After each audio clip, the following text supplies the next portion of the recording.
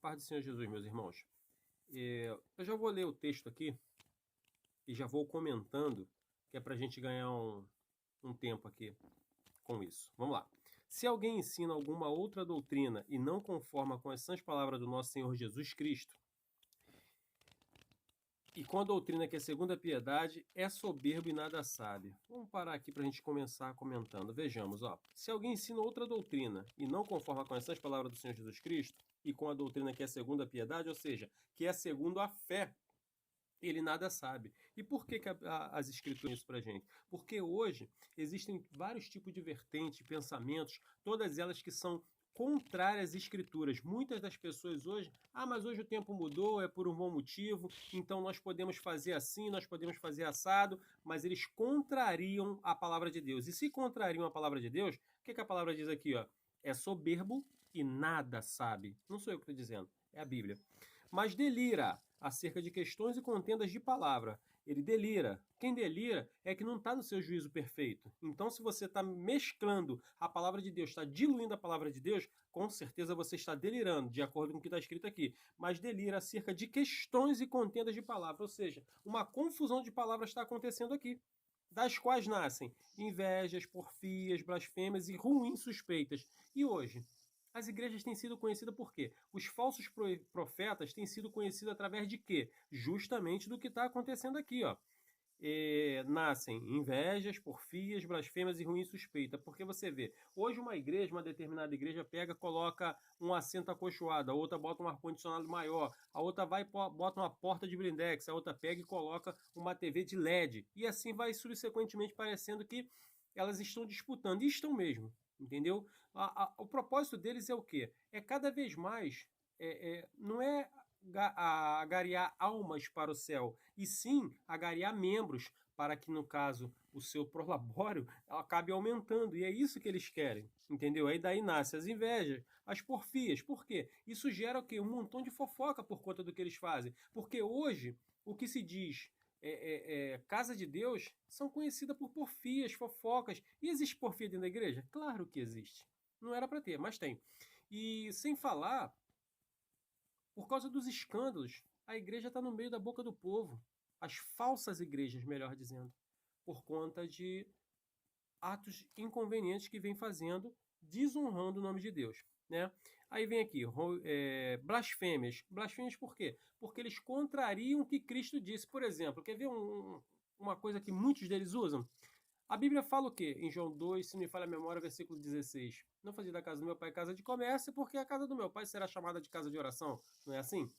Porém, esses homens colocam cantina dentro das igrejas, vendem de tudo, inclusive até o que eles mesmos arrecadam com a desculpa que é para ajudar o órfão ou aquele que está necessitado, eles pegam e acabam vendendo. Eles pedem roupas, aí as pessoas vão lá compadecidos, doam roupas, e o que eles fazem com isso? Eles pegam e fazem um bazar, vendem roupa, como eu já vi aqui perto da minha casa, igrejas vendendo roupas a partir de R$ 2. É bem complicado um negócio desse. Ruim suspeita. Por quê? A maioria, hoje, o povo olha para o pastor, como tinha um pastor de uma irmã que não mora aqui no Rio de Janeiro, mora em Minas, comentando que o pastor dela estava andando de Veloster. Poxa, qual o propósito de um pastor andar de Veloster? Entendeu? Claro, se for com o dinheiro dele, do trabalho dele, beleza, sem problema nenhum. Ele trabalhou, ele merece ter um. Mas pegar o dinheiro da igreja e comprar um Veloster, tendo em vista que eu não vejo a necessidade nenhuma. Até porque, se fosse um carro só para ele se locomover, um Gol, um Voyage, um carro popular qualquer, pouco importa, faria a mesma coisa. Entendeu? Mas é para a igreja. Então é para a igreja? Vai lá e peça esse carro emprestado que eu quero ver se eles vão te emprestar. Se é para serviço da igreja, tem que estar na mão de todo mundo que está a favor da igreja. Entendeu? Que está trabalhando para ela, mas não. Aí só quem usa o carrão Veloster é o pastor. Fica um negócio bem complicado, né? Mas vamos dar seguimento aqui, ó. Versículo 5, ó. Contenda de homens corruptos de entendimento e privados da verdade, cuidando que a piedade seja a causa de ganho. Aparta-te dos tais. Olha a Bíblia mais uma vez mandando a gente sair de perto desse tipo de gente. É bem complicado, né? Contenda de homens corruptos de entendimento, ou seja, contenda é uma confusão, uma briga, né? Homens corruptos de entendimento. O que é corrupto? Corrupto é alguém que se vendeu. É alguém que O dinheiro acabou comprando, modificando ele de alguma forma. E corrupto de entendimento, ou seja, a sua mente foi modificada por causa do dinheiro. É o que está dizendo aqui. E privado da verdade. Se você é privado da verdade, tem dois sentidos aqui. Privado da verdade. Vamos lá. Se você é privado da verdade, você já é mentiroso, claro. Mas privado da verdade aqui, o que ele está dizendo? A verdade que a Bíblia menciona para nós está em João 17,17, que diz assim: Pai, santifica-os na verdade. A tua palavra é a verdade. Então, é dessa verdade que ele está falando que o cara está privado, entendeu? Cuidando que a piedade seja a causa de ganho. Cuidando, ou seja, eles viram que através da fé eles têm facilidade de ganhar um dinheirinho, entendeu? Cuidando que a piedade seja a causa de ganho. Ou seja, irmão, me dá um realzinho aqui, ou 1.000, a campanha do envelope de ouro, que é R$ 1.000, é 500, é 1.000, é 2.000, entendeu? Eles fazem isso o tempo todo, as igrejas da mídia, entendeu? Cuidando que a piedade seja a causa de ganho. Entendeu? Através da fé dos outros, eles fazem o povo acreditar, e o povo, porque é mais fácil você dar dinheiro do que você ter que estudar a Bíblia, né? É assim que eles entendem. Então eles acabam dizendo que a mão de Deus acaba se movimentando quando você dá um dinheiro. Mas Deus não é corrupto. Deus não se vendeu. E se a gente for colocar na ponta do lápis, Deus que criou céus e terras, ouro, prata, tudo que na terra há, esse mesmo Deus que criou tudo, para que ele precisa do dinheiro? Entendeu? Mas ele manda a gente sustentar uma igreja. Mas o que é igreja? Igreja quer dizer pessoas, não uma construção. E que ainda mais tendo um monte de falsos profetas se aproveitando disso, cuidando que a piedade seja a causa de ganho. Aí ele fala aqui, ó, aparta-te dos tais. Se você identificou, aqui, ó, o povo diz que não pode julgar. Mas todo esse texto aqui está me ensinando a identificar uma pessoa.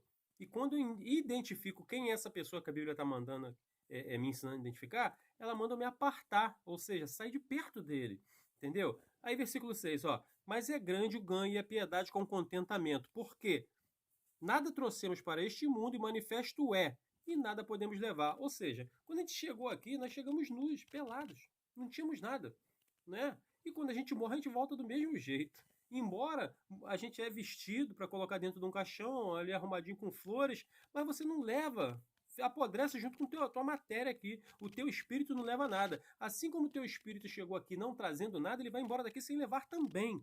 Entendeu? Então a gente. Por isso que o Senhor já falou daquele jeito. Ajuntais tesouro no céu, onde nem a traça, nem a ferrugem corrói, nem ladrão mina. Entendeu? Me manda a gente juntar lá em cima. Por quê? Lá não tem como apodrecer, lá não tem como a ferrugem corroer, não tem como o ladrão minar, não tem. É disso que ele está falando. E como eu ajunto tesouro no céu? Toda vez que eu me predisponho a aprender as escrituras para ensinar alguém e conduzir alguém a Cristo, aí sim eu estou juntando tesouro no céu. Isso é juntar tesouro no céu. Vamos lá. Versículo 8, ó. Tendo, porém, sustento com que nos cobrirmos, estejamos com isso contentes. Olha que lindo. Estejamos com isso contente. Então, eu vou repetir isso aqui, ó. Tendo, porém, sustento e com que nos cobrirmos, estejamos com isso contentes. Mas tem um pastor da mídia aí que ele acaba mencionando que se você não tem uma mansão, um carro novo, você está com problema, você tem custo, você tem que orar mais. Não é isso, olha o que a Bíblia fala. E tendo em vista, se fosse assim, o próprio Jesus Cristo não era nem para ser chamado de enviado de Deus, porque o próprio Cristo não tinha nem onde reclinar a cabeça. Aonde foi que viu Cristo andando com um camelinho? Jesus não andava era a pé. Então hoje, o povo que anda a pé é sinônimo de que não tem Deus na vida, porque hoje os grandes ministérios que existem na mídia, na televisão, eles são autodenominados que tem Deus lá, a mão de Deus agindo a favor deles, simplesmente porque a igreja é muito grande, a catedral é gigante, porque o pastor anda com carro importado, anda com carro blindado. É bem complicado, né? Porque eu não consigo ver base bíblica para isso tudo, ó. Versículo 9, ó. Mas os que querem ser ricos caem em tentação e em laço, e em muitas concupiscências loucas e nocivas que submergem os homens na perdição e ruína. Olha aí. Os que querem ser ricos caem em tentação. Mas o pastor falou que a gente tem que ser rico. E aí? Os pastores da mídia, todos eles falam. Você tem que ser rico, você tem que ser empresário, entendeu? E quando você liga ali no canal da Igreja Universal, você vê eles falando ali de uma forma que, por exemplo, eu devia 170 mil, eu não sabia como pagar, depois que eu comecei a frequentar essa igreja aqui, eu consegui pagar. Como é que é isso? Aí eu passei no meio da rua, não tinha R$1 na minha conta, eu botei a mão na porta do banco, eu profetizei e apareceu R$10.000 na minha conta. Meu Deus, como é que é isso? Então, Deus é corrupto agora. Deus dá dinheiro, entendeu? E não exige nada de você. A única coisa que Deus dá é livramento. Quer dizer, não dizendo assim, mundanamente falando, ele pode te dar um carro? Pode. Pode te dar uma casa? Pode. Ele pode te dar um emprego? Pode.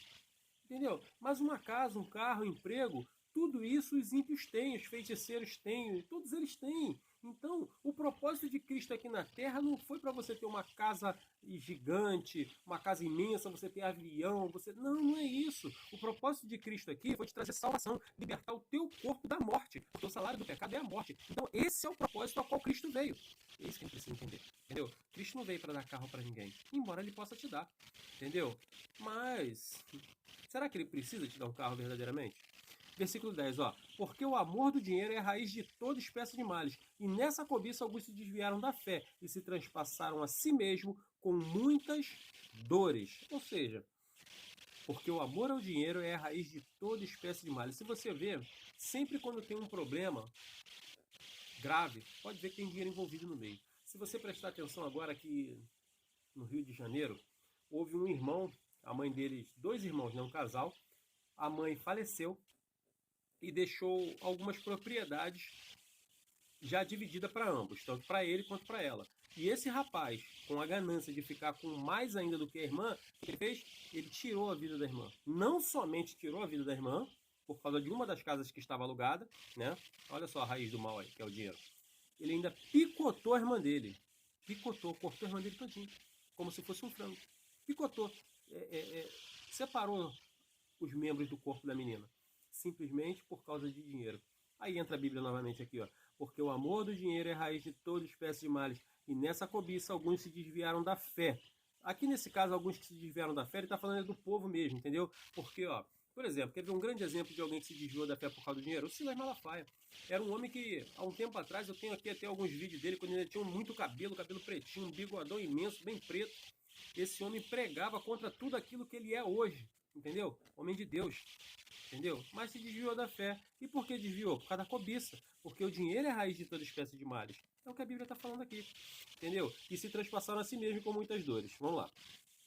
Aí, versículo 11, ó, aí começa Deus a dar conselhos. Mas tu, ó homem de Deus, foge dessas coisas, segue a justiça, a piedade e a fé, a caridade, a paciência e a mansidão. Milita a boa milícia da fé, toma posse da vida eterna, para a qual também foste chamado. Aqui, ó, quem foi que nos chamou? Cristo! E Cristo nos chamou para quê? Vida eterna. Não foi para você ter carro novo, não foi para você ter uma mansão, não foi para você ficar rico. É disso que ele está falando aqui, ó. Para a qual também foste chamado, tendo já feito boa confissão diante de muitas testemunhas. Foi chamado, e alguém se converteu aqui, claro, né? De acordo com esse versículo. Versículo 13, ó. Mando-te diante de Deus que todas as coisas vivifica, e de Cristo Jesus, que diante de Pôncio Pilatos deu testemunho de boa confissão. Porque Cristo deu testemunho, então se nós somos servos dele, temos que fazer igual. 14. Que guardes este mandamento sem mácula e repreensão até a aparição do nosso Senhor Jesus Cristo, a qual a seu tempo mostrará o bem-aventurado, o único poderoso Senhor, Rei dos reis e Senhor dos senhores, aquele que tem, ele só, a imortalidade e habita na luz, inacessível, a quem nenhum dos homens viu e pode ver, ao qual seja a honra e poder sempre eterno. Qual homem que nunca viu? Quer dizer, quem o homem nunca viu? Deus Pai. É disso que ele está falando aqui. Manda aos ricos deste mundo, versículo 17, que não sejam altivos, nem ponham a esperança na incerteza das riquezas, mas em Deus, que abundantemente nos dá todas as coisas para dela gozarmos. Ou seja, dá um recado aos ricos aqui. Mas Cristo falou o quê? Que era mais fácil um rico passar pelo fundo de uma agulha, um camelo, né, no caso, passar por um fundo de uma agulha, do que um rico entrar no reino dos céus. Por quê? Porque a gente, quando tem dinheiro, a gente não precisa de nada. E se você não precisa de nada, você não se torna humilde. Você não vai buscar de quem você tem que buscar, porque você tem tudo. E geralmente, quando a gente está na escassez, você pode reparar, você ora mais, você busca mais. Tanto que você via naquela época da perseguição que houve lá atrás na igreja primitiva, como é que era o povo? O povo era altamente ligado com Deus. Não abandonava Deus por nada. Por quê? Porque eles careciam verdadeiramente estarem ali. Entendeu? Porque se eles não tivessem ali buscando comunhão constante com Deus, e não essa falsa comunhão que hoje é pregada no meio do povo, entendeu? Hoje a comunhão é comer um vinho e beber um cálicezinho, quando na verdade isso não é verdade. A comunhão com Deus é você ter conhecimento das Escrituras para poder praticá-las, dar testemunho de Cristo. Isso é comunhão, entendeu? Aí ele diz aqui, ó. Onde parei? Versículo 18, ó. Que façam bem e enriqueçam em boas obras e repartam de boa mente e sejam comunicáveis. Os ricos são comunicáveis? Os ricos repartem? Entendeu? Não vou nem falar disso, vou falar das igrejas ricas, tá? Elas se comunicam? Elas repartem?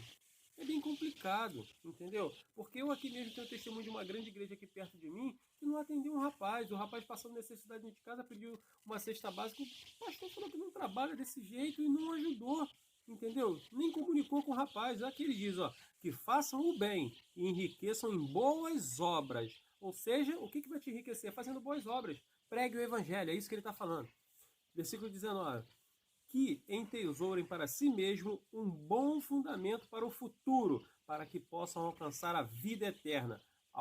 Entesourem para si mesmo um bom fundamento para o futuro. Qual é o teu futuro? A morte. Então você tem que cuidar do quê? A única certeza que nós temos é que vamos morrer. Entendeu?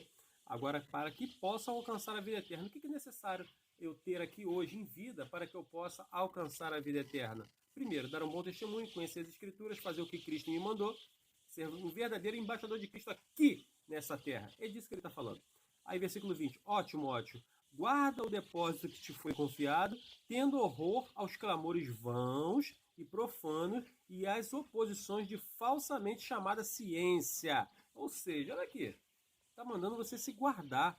Guarda o depósito que te foi confiado. O que foi confiado a você? O Espírito Santo de Deus. Porque uma vez quando você se converte, você recebe ele. Então foi depositado algo em você, que é o Espírito Santo de Deus. E ele manda você guardar.